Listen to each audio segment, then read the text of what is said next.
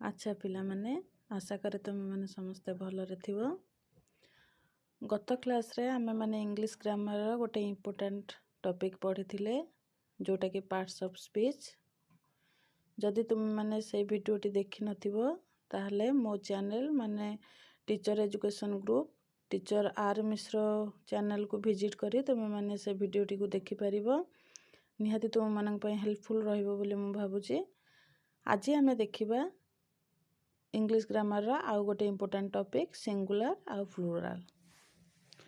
ଆଚ୍ଛା ପିଲାମାନେ, ତୁମେମାନେ ଜାଣିଥିବ ଯେ ଆମେ ସିଙ୍ଗୁଲାରକୁ ପ୍ଲୁରାଲ୍ କରିବା ପାଇଁ ୱାର୍ଡ଼ର ଲାଷ୍ଟରେ ଏସ୍ କିମ୍ବା ଇଏସ୍ ବ୍ୟବହାର କରିଥାନ୍ତି। ଯେମିତିକି ଉଦାହରଣ କ୍ୟାଟ୍, କ୍ୟାଟ୍ର ପ୍ଲୁରାଲ୍ ହେଲେ ଆମେ CATS କ୍ୟାଟ୍ସ କରିଥାଉ। ସେମିତି pen, pens, bag, bags. ES କେମିତି ଆମେ ଲଗେଇଥାନ୍ତି? ସେମିତି ବସ୍ ଆମେ କରିପାରିବା ବସେସ୍, ବୁସ୍ ଆମେ ଲେଖିବା ବୁସେସ୍।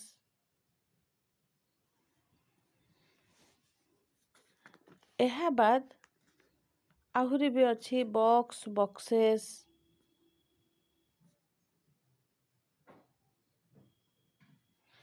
ଏହା ବାଦ ଆଉ କିଛି ଏମିତି ୱାର୍ଡ଼ ଅଛି ଯାହାକୁ ଆମେ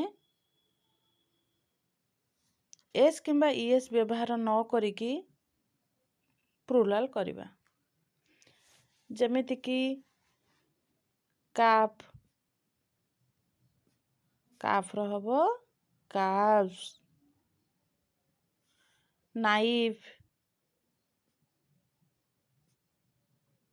ନାଇଫ୍ର ହବ ନାଇଫ୍ସ। ସ୍କାର୍ଫ, ସ୍କାର୍ଫର ହବ ସ୍କାର୍ଫସ୍।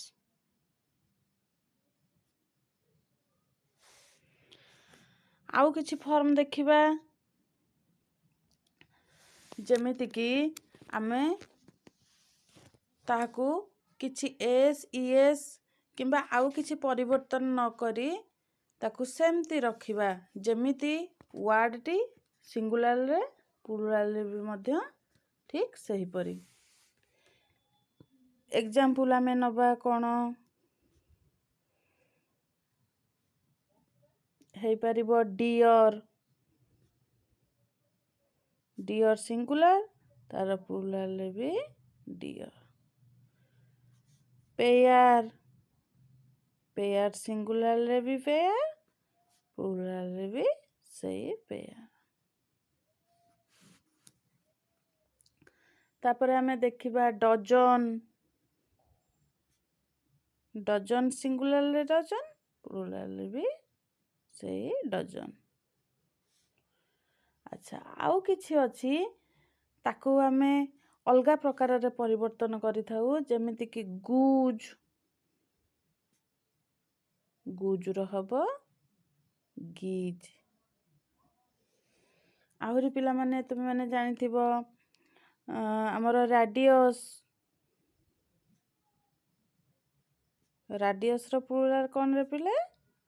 ରାଡ଼ି।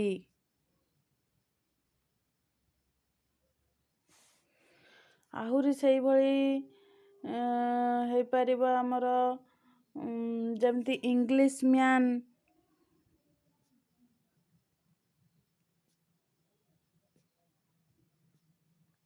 ପ୍ଲୁରାଲ୍ ହବ ଇଂଲିଶ ମେନ୍।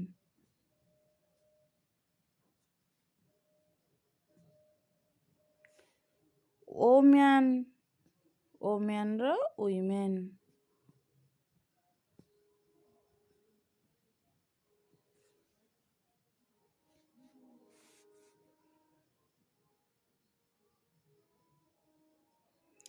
ଆଉ କିଛି ଅଛି ଯେମିତିକି ବେବି, ବେବିର ପ୍ଲୁରାଲ୍ କ'ଣରେ ପିଲାମାନେ? Babies, BABY। BIES, babies. Fly, fly ର plural flies। ଆଉ ସେମିତି କ'ଣ ହେଇପାରିବ? ଡାଏରୀ,